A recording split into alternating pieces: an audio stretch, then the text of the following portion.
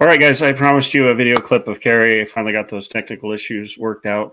My gosh, there's got to be a lot of people online right now, and I don't blame them. Our internet's been pretty slow here. We've had a few technical issues, but we're marching forward. So I wanted to leave you this message before I finally go work out, take a little bit of care of myself. Been going real hard for a couple days now, but I wanted to help you understand, to put your mind at ease, why Kerry is going to win this, why Abe's going to win this, and why we could even see Blake Masters still get in. Look, I know we all have this nebulous concept that they're doing something in Maricopa. Maybe they're going to cheat. Maybe they're going to steal something. Really what they're doing, as far as I can understand it, is they're dripping out the pre-election day votes, the mail-in ballots, the early ballots, to make it appear as good as possible for Katie. However, they cannot stop the flood that's coming, because there are at least 600,000 ballots sitting there that are election day votes, which are weighed heavily toward Kerry, because, of course, Kerry's voters wanted to walk it in. My wife and I had mail-in ballots, and yet we brought them in to the voting center. So for Kerry to be neck and neck with Katie right now, Katie knows she's not going to pull this off. She's not going to win. So what they're doing right now in Maricopa and Pima, in particular, is they're just playing a game, dragging this out as long as they can. But I am convinced that Kerry's going to win this, and I'm going to play a little video segment that I just saw where Kerry is discussing this with Fox News. On Republican gubernatorial candidate, Kerry, thank you ever so much for this. Appreciate it. And I'm reading, Kerry, that there's over 600,000 uncounted ballots left in Arizona, the vast majority of which probably go Republican. What can you tell us about this little scam? Well, they count ballots real slow here in Arizona, and we're going to fix that. Yes, we feel very confident. We know we're going to win. And the question is, how big will the margin be, the victory margin? You know, of those, I'm looking at my sheet here with all of the data, and over 600,000 left to be counted. And of those, close to 400,000 are mail-in ballots that people showed up at the polls on Election Day to hand deliver. And we believe, and pretty much everyone believes, that if you did that, you don't trust the drop boxes and you don't trust putting it in the mailbox, and that's why you did it. And those are going to be a reliable, strong Republican vote. The question is, do we get 52 or 53% of that, or are we going to get closer to 80%? Anything's possible with that vote, and we are going to win no matter what. The question is, will Blake win? And I think that there's a real good chance that Blake could win. Now, the ballots they're counting right now, Larry, are ballots that were mailed in and arrived before Election Day. They're tending to go a little bit more Democrat or fall 50-50. So we're waiting for this big tranche of votes to be counted, and they are dragging their feet to count them in Maricopa County. Yeah, so experienced broadcaster that you are, you sort of preempted my next question. How is Blake going to do, Blake Masters going to do? In effect, can this pull him over, do you think? He's still in play, isn't he, really? He's still in play. Yes. He's still in play. Now, we're expecting some numbers to be released tonight, and they could go either way. We could see a boost or we could go down a little.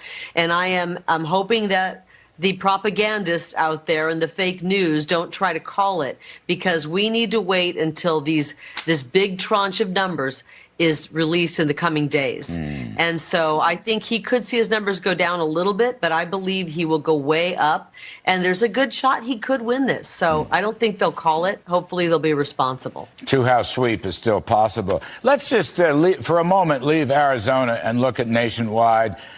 It wasn't as strong as a lot of us hoped it would be. I call it a platoon, not a cavalry, but platoons can be very strong themselves, you know, and if you get two houses, it will be an even bigger platoon. But here's the point I want to make. I'm reading the newspapers, conservative newspapers today. In the Wall Street Journal, the editorial side of the Wall Street Journal, there were no fewer than 5 anti-Trump hammering Donald Trump, 2 editorials and 3 opinion papers. And in the New York Post, which is editorially quite conservative, as you may know, and is widely read, the front cover was pounding on Trump. The editorials were pounding on Trump. Kerry, why is this? I mean, this was none of these guys. I had all these Senate people on, including Blake, several times, by the way. The guy got better every time he was on. They weren't talking about the election results of 2020. They were talking about inflation. They're talking about crime. They're talking about the border. They're talking about drugs. That's right. My point is, why are people blaming Donald Trump? And by the by, Trump won many of these races, and he may win a couple more. Pennsylvania didn't work, but a lot of others did. I don't get this, Carrie. You see what I'm saying? Why is everyone just slamming Donald Trump yesterday and especially today? It's hard to believe, but there are still Republicans who don't want him to run again. I would be thrilled if he runs again. I hope he does. We need him to get in and clean up what Joe Biden has screwed up. But nobody wanted to talk about the 2020 election because the fake news made us feel terrible if we did talk about it. I can tell you, Larry, that I was on the campaign trail for 525 days. That's what Arizonans are talking about. And look what happens when we don't address problems with our elections. We end up with another election that's not run well. So we're going to deal with that. I think they want to have a little war within the Republican Party. I don't think that's smart. We've got great candidates. Ron DeSantis is great. Kristi Noem is great. We've got a strong Governor Youngkin. We're going to have a strong Kari Lake. And we have an incredible President Donald J. Trump. I hope he runs again. There's a lot of years for everybody else to run. We'll see what happens. But I'm not going to bash President Trump. He was one of the greatest presidents we ever saw. And I think maybe they're hoping he doesn't run and they want to see somebody else run. I'm a big believer that President Trump is the leader we need right now. Well, it's just an odd story. As you know, I worked for Trump for 3 years. I mean, it's just a very odd story. Nobody wants to mention his accomplishments, his achievements, how well he managed the economy, how well he managed energy independence and foreign policy. They're all throwing that out the window. And, okay, Pennsylvania was not the best moment. I get that. Trump himself gets that. But I'm just saying, why all of a sudden is everyone pounding the poor guy to death? I mean, he did a lot of good things for this country. I'll tell you why they're doing it, because he's probably going to announce he's running, and some people don't want him to, but I don't think that's going to stop him. He did amazing things for this country. His America First policies had every group of citizens doing better. Didn't matter what your skin color was, didn't matter what your zip code was. We were riding high under President Trump. The country was in better shape. He ended wars. He didn't start any wars. He had brought peace to the Middle East. Our 401ks were looking pretty good. And if you look at your retirement savings right now, I talked to many retirees who said, Carrie, I just retired. I might have to go back to work. My retirement savings has shriveled up. It's dried up under Joe Biden. And we need somebody to get us out of the jam we're in. President Trump did it once before. I think he would be a great candidate. We'll see what happens in 24. Who knows? But all I know is we need a solid person to take the place of Joe Biden, because we can't handle much more of that guy. Anyway, Kari Lake, thank you for coming on. Good luck in the next couple days. You're going to make it. I know you will. I have nothing but confidence. I hope Blake Masters comes with you. Anyway, thanks much. All right.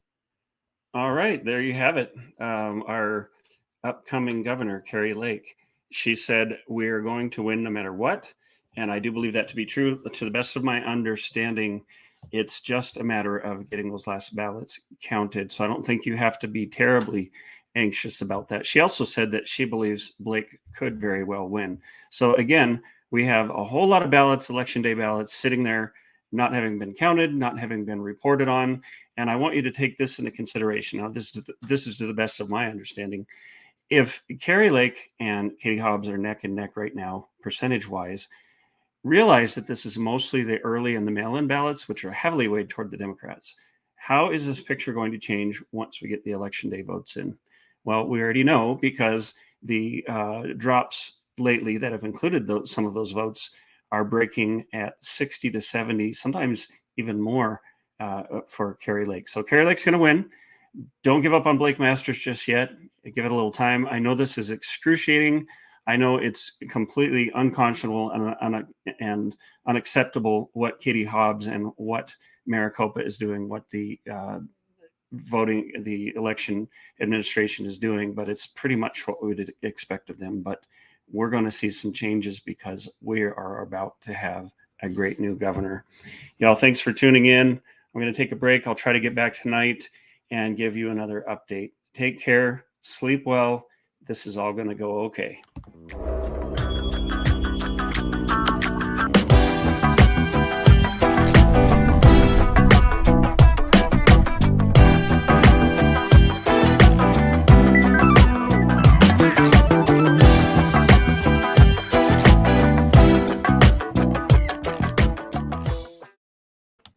Hey guys, I want to take a quick break to tell you about Freedom Talk Coffee. This is some amazingly good coffee, and I'm a little biased because Andrea roasts each batch lovingly for you, and you're going to know that our coffee doesn't go to fund woke agendas. You're actually helping support the work that we do with Freedom Talk to restore American values on the foundation of natural rights, to fight for your freedom, to restore our country. So we really appreciate if you subscribe monthly, annually, or even make a one-time purchase. What did you put in this coffee? Coffee Plus.